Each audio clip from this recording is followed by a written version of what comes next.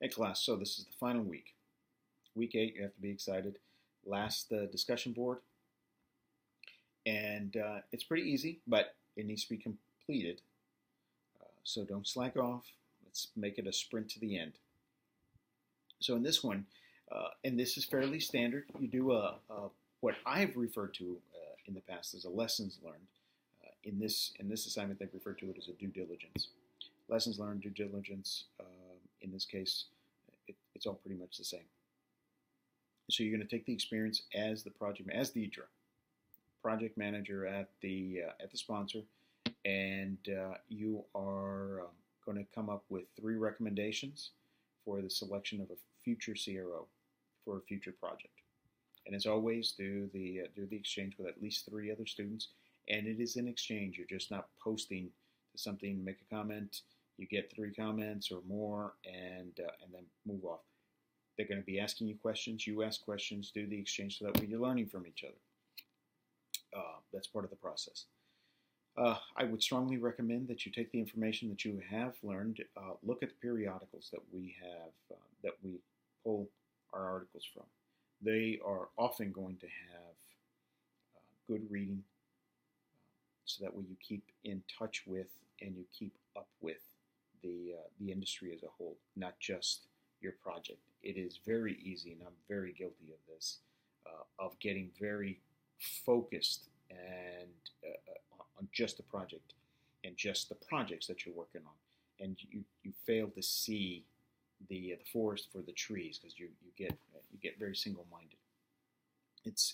I consider it to be important to stay in touch with everything that's going on. It could very easily be something that could affect your decision as to whether or not you're going to stay at your current position and stay with the company that you're going to stay at.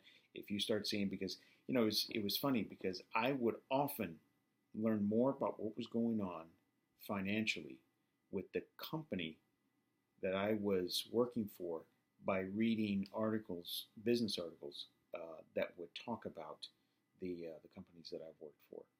So it was rarely, at least at the PM level, that kind of information was rarely circulated internally. It was something that you would learn by looking out from people who are professionals who look in at how your business is being conducted. The articles themselves, many of them will be of value for a very long time. There are ways of doing things that really change very little, and so those are important to keep wherever possible.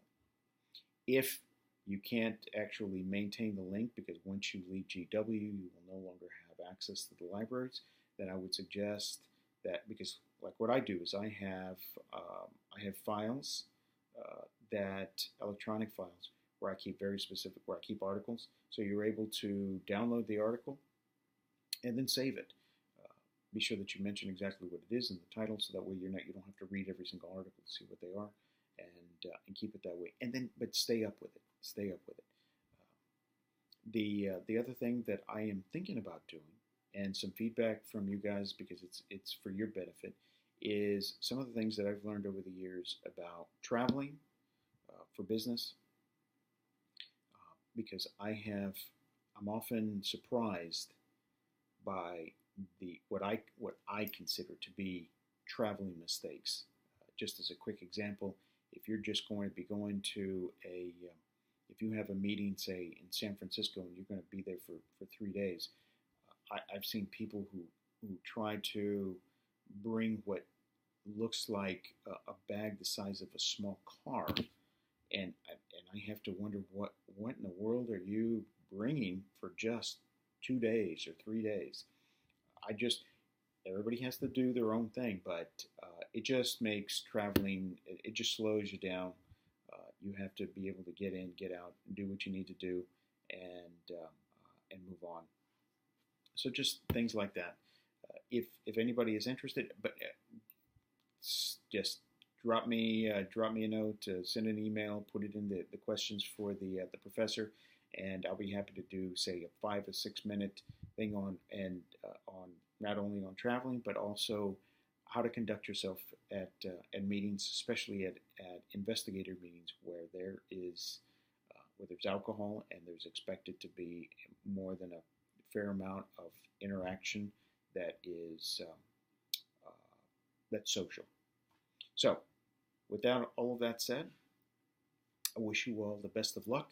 I am on LinkedIn. If anybody wants to reach out to me, I'm happy to. I'm not quite sure. I don't even know exactly what the term is. It's I guess becoming professional, having a professional interaction. Again, I'm not sure what it's called on LinkedIn. But and you've got my cell number. I've spoken with from not very often, but I've spoken with a number of students about situations that they found themselves in, just for a few minutes to act as a sounding board. I'm happy to do that as well. So, with all that said, good luck, and we'll see you in the industry.